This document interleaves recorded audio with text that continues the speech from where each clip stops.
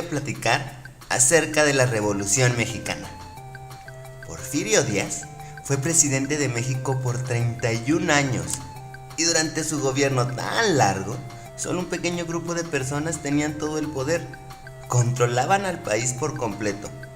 El pueblo no podía opinar sobre sus problemas ni quejarse del gobierno, además de que no podían elegir a sus próximos gobernantes.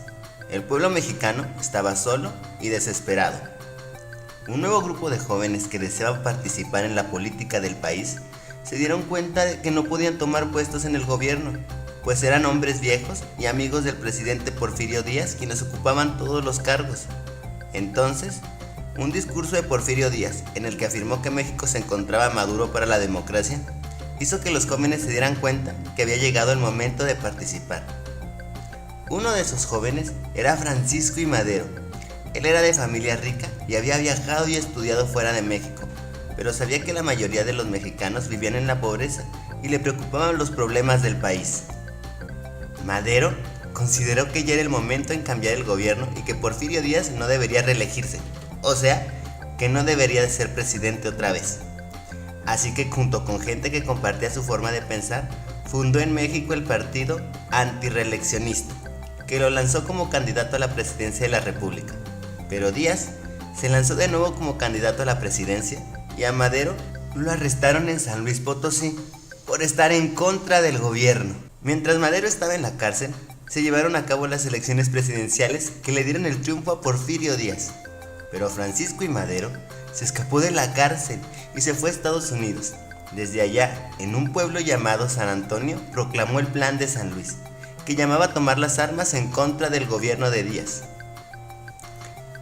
Esto pasó el 20 de noviembre de 1910, y esa fecha justamente empezó una guerra que se extendió por todo el país y lograron que Porfirio Díaz renunciara y se fuera de México.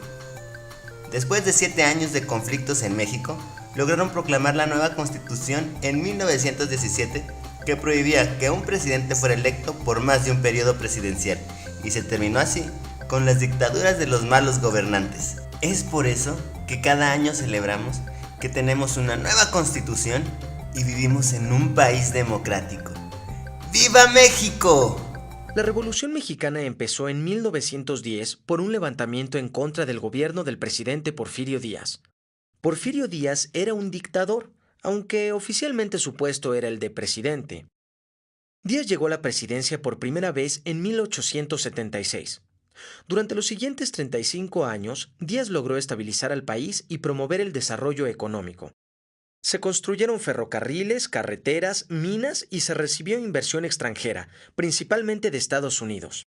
A pesar de todo el desarrollo económico, Díaz y su gobierno no se preocuparon por combatir la pobreza en México. La riqueza del país estaba en manos de poca gente. La mayoría de los mexicanos eran muy pobres. El campo estaba organizado en enormes ranchos llamados haciendas. En muchas de estas haciendas maltrataban a sus trabajadores. Sí, en muchos casos vivían igual o peor que esclavos. Esta situación era similar para los trabajadores en otros sectores, como en las minas y en los trenes. En 1876, Díaz había llegado al poder bajo el lema de no reelección, limitando a cada presidente a un solo periodo de 4 años en el poder. En 1884 se hizo reelegir por primera vez, violando su propia política una y otra vez hasta las elecciones de 1910. Al acercarse las elecciones de 1910, Díaz habló sobre la democracia en México en las entrevistas Díaz-Crillman, donde dijo que México estaba listo para un nuevo presidente. En consecuencia, un grupo de ricos hacendados se unieron para apoyar a Francisco I. Madero como candidato a la presidencia bajo el lema sufragio efectivo, no reelección. Madero estaba seguro de poder ganar esta elección y hasta había escrito un libro sobre ella. Díaz se dio cuenta de esto y mandó encarcelar a Madero.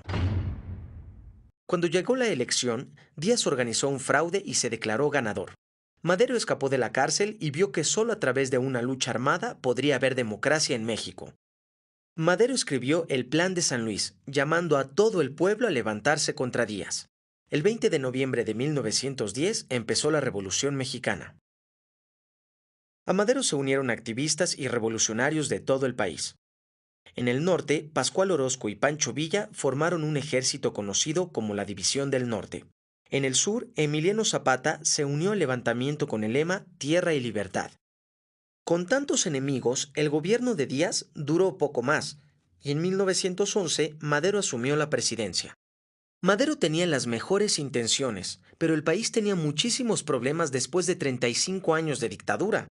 Orozco, Villa y Zapata sintieron que Madero se estaba tardando demasiado para cumplir sus promesas, y continuaron sus movimientos armados. En 1912 empezó un nuevo levantamiento dirigido por generales leales a Porfirio Díaz. Lograron que parte del ejército federal lo siguiera, y empezó una sangrienta batalla dentro de la Ciudad de México conocida como la Decena Trágica. Durante esta batalla, Madero se vio obligado a nombrar a Victoriano Huerta como secretario de Guerra y Marina. Huerta no tardó en traicionar a Madero, encarcelarlo y ordenar su asesinato. Huerta aprovechó este momento y con el apoyo del embajador de Estados Unidos, Henry Lane Wilson, salió victorioso de la batalla y convirtió a México en una dictadura militar, usando el ejército para reprimir a quienes se opusieron a él.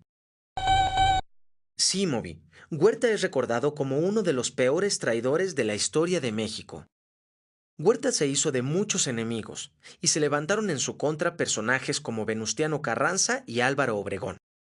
Todos los revolucionarios unieron sus fuerzas para derrocarlo. Ahí acabó la primera etapa de la revolución. Zapata, Villa, Carranza y Obregón pasaron otros 6 años luchando por el poder hasta que finalmente acabó la guerra en 1920.